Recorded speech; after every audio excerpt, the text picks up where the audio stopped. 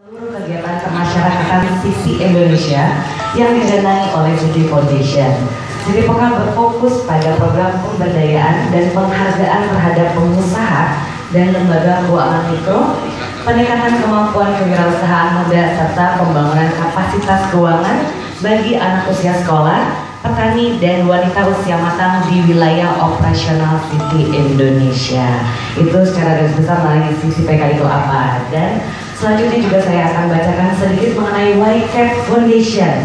Mungkin Bapak Ibu dan rekan-rekan di sini juga masih belum apa ya. Jadi YCAP Foundation atau Yayasan Cinta Anak Bangsa adalah sebuah organisasi non-profit yang berfokus pada pengembangan generasi muda di bidang promosi gaya hidup sehat, pendidikan dan pemberdayaan ekonomi. Fokus YCAP Foundation adalah menciptakan kemandirian bagi anak muda. Dan sejak tahun 1999. Assalamualaikum warahmatullahi wabarakatuh. Selamat pagi yang terhormat Bapak Effendi dan juga Om Farhan dari YCAP, Mbak Monik dan juga teman-teman semua Bapak Ibu sekalian yang sudah hadir di sini. Kami ucapkan terima kasih atas kehadirannya dan juga atas ruangannya ini ya Pak ya, sudah berkenan untuk mengadakan acara ini. Dari Citibank Indonesia, sekilas saya akan memberikan informasi mengenai Citibank. Mungkin di antara Bapak Ibu dan teman-teman sekalian belum pernah mendengar nama bank yaitu Citibank. Jadi tanpa kerjasama dengan lembaga dan program sehebat Citi Peka dari Citibank Indonesia. Terima kasih, tepuk tangan juga untuk Citi. Secara pribadi sih udah lama banget saya bekerjasama dengan Citi Peka dan dengan YCAP juga jadi dahsyat. Dan tentunya ini insya Allah akan memberikan dampak yang tidak sedikit untuk siapa? Untuk masyarakat, pengennya segitu. Kenapa saya bilang begitu dan saya harus mengatakan dengan rendah hati bahwa sehebat-hebatnya program YCAP, seluar biasanya dana dari Citi Peka dan programnya juga, itu nggak ada artinya kalau masyarakat tidak mau menerima. Kami itu senang banget, bahagia banget karena masyarakat mau mempercayai kami untuk menerima program ini. Tentu saja mulai dari level pemerintahan di kelurahan yang dilakukan Pak Effendi dan seluruh jajaran dari Kelurahan Manggarai Selatan ini, sampai ke para ibu-ibu yang juga adalah anggota koperasi YCAB.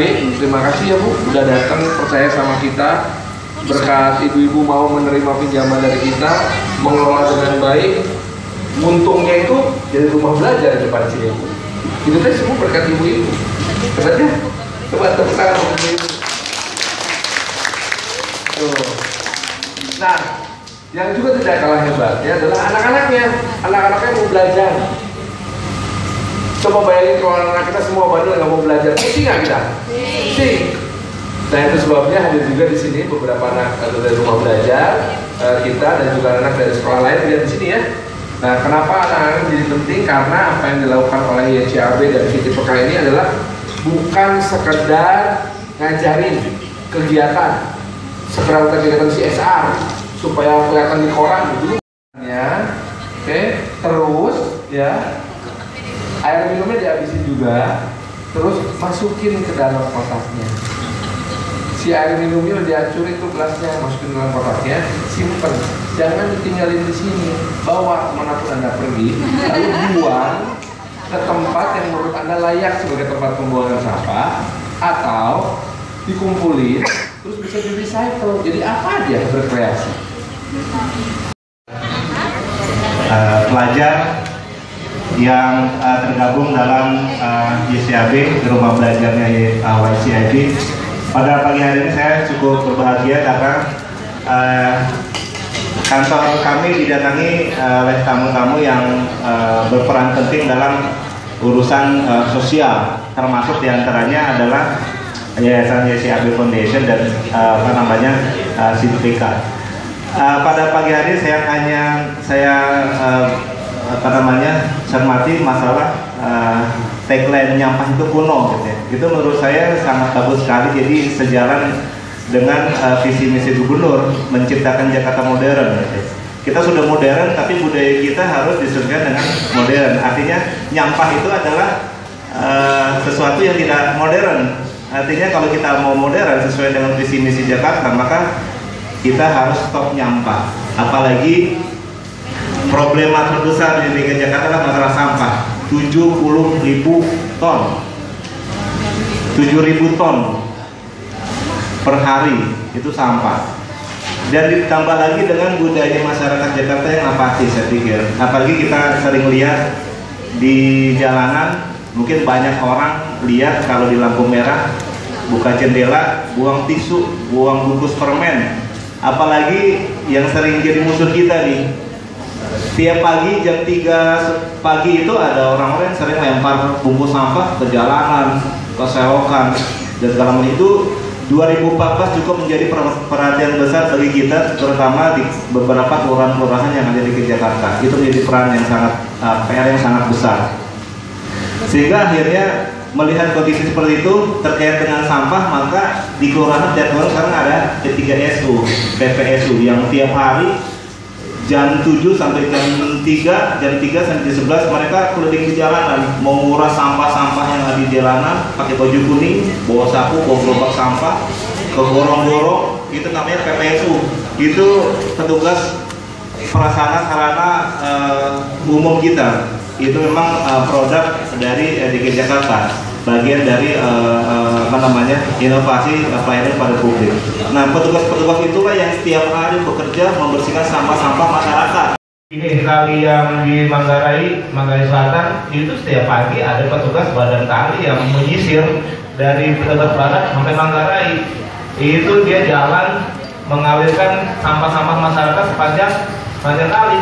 Saking enak ya, dia lagi di bawah, tiba-tiba dari jendela buang sepasti gitu ya. Tapi belum ada satu formulasi tepat. Oleh karena itu di DKI Jakarta punya Pergub 3 tahun 2013 tentang pengelolaan sampah. Nah, di situ sudah mulai terlihat bagaimana perhatian pemerintah dalam hal law enforcement-nya.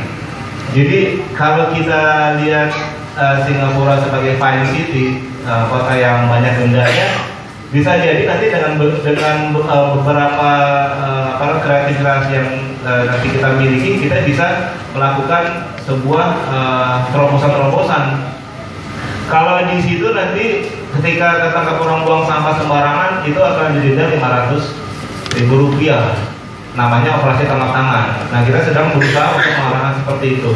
Artinya sampai ke arah situ kita masih membutuhkan beberapa banyak persiapan dan sepertinya ini yang harus dilakukan.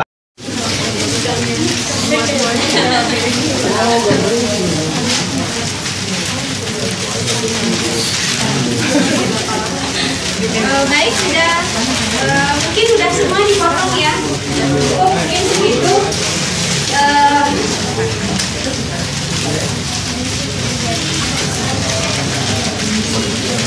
Saya akan datangin per kelompok, setiap kelompok untuk cara melintir apa korannya.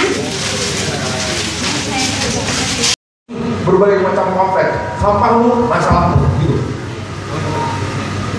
Nah, nanti si masyarakat sampai ke rumah kan jadi banyak sampahnya. Mulai dari kesadaran secara kelompok diaktifkan oleh pemerintah prefektur yang kecil-kecil, kelurahan, kecamatan dan lain, diaktifkan. Ayo, sampahnya jangan berpisah dari sini, mesti kelola. Sehingga pemerintah yang menerima sampahnya memang bisa. Gitu. Nah, itu sebabnya. Apakah memang perlu melibatkan kementerian? Belum tentu. Karena kementerian itu sekarang kebijakannya sangat nasional. Dia hanya menentukan bahwa sekolah harus jaga kebersihan. Titik. Caranya, kan ada otonomi daerah, ada badan lembaga otonomi pendidikan. Itu fungsinya. Jadi nih, Pak Effendi dan teman-teman, Pak Herman dan guru-guru serta murid-murid mesti kreatif mikirin masalahnya. Orangnya dikasih kok. Nah, kita masyarakat madani bersama bisnis sektor juga sama-sama kreatif cari jalan. Daerah air dan sungai, nah itu baru punya pemerintah 100%. Kita nggak bisa ngapa-ngapain. Jadi kalau kita disuruh beresin katanya kali ya gimana? Nggak bisa kita nggak bisa ngapa-ngapain. Itu 100% punya pemerintah. Kenapa Surabaya yang di tahun 97 itu punya masalah persis kayak Ciliwung? Sungai bau banget tuh kali Surabaya, Kalimas. Sumpah bau. Sekarang tahun 2015, sungai ini di tempat wisata, asli di tempat wisata. Sekolah dengan sekiranya di Surabaya, jangan jauh-jauh ke depan. Kenapa? Karena Ibu Risma, wali kota yang sekarang, ketika dia masih sebagai kepala dinas kebersihan, setiap subuh dia patroli di pinggir sungai. Patroli ini bukan depan rumah yang umum yang menghadap ke sungai, enggak. Dia patroli ke dapur orang-orang satu-satu. Jadi rumah nih, di sungai, di jalan. Dia nggak sini, dia patrolinya ke sini. Dia marahin, ayo buang sampah, ayo. Selama 10 tahun menjadi kepala dinas kebersihan, beliau melakukan itu didukung oleh wali kotanya. Ketika wali kotanya turun, wali kotanya bilang, kalau dulu kamu jadi wali kota sekarang butuh berapa tahun? 20 tahun dengan dia jadi wali kota yang kedua kali sekarang. Nah itu pemerintahan 100%, karena daerah aliran sungai itu adalah ranahnya Kementerian. Terima kasih. Oke, terima kasih. Selanjutnya langsung aja ke Lampung dulu ya. Saya pertama, apakah ada pemerintah dengan program ini? Assalamualaikum warahmatullahi wabarakatuh. Terima kasih atas kesempatannya untuk bertanya. Saya Herman dari SMP 3. Yang pertama saya salut gitu ya Bapak Ibu yang di depan, ada di lingkungan khususnya di Manggarai ada program peduli lingkungan terkait dengan kebersihan ataupun penanganan sampah. Saya pribadi ini sekali lagi salut bahwa sasarannya adalah cakupan wilayah yang cukup luas ya, misalnya Jakarta gitu ya Bapak Ibu di depan.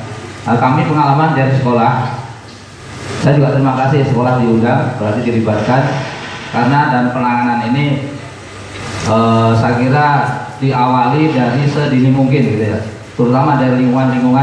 Ada pertanyaannya, apakah pemerintah turut terlibat dalam program ini? Mungkin bisa dijawab dengan Ibu Vera ya, dari Mas Ado, monggo. Iya. Ini yang saya lihat nih Mas Bahkan ya, semua yang Bapak itu yang penyumbang sampah di kali. Kebetulan saya itu dekat kali rumah saya, mungkin lah 50 meter kali. Itu masalah itu bentuknya itu membelakangi kali.